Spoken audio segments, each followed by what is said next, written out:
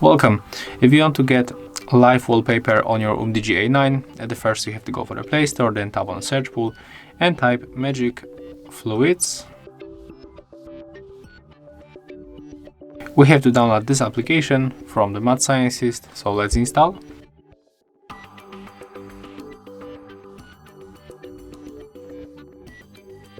Right now we can open, click right here, then tap to set as live wallpaper, click on the settings, and right now we can choose different themes. I will go for my favorite, click yes, then go back and tap to set wallpaper. We can apply on the home screen and the lock screen.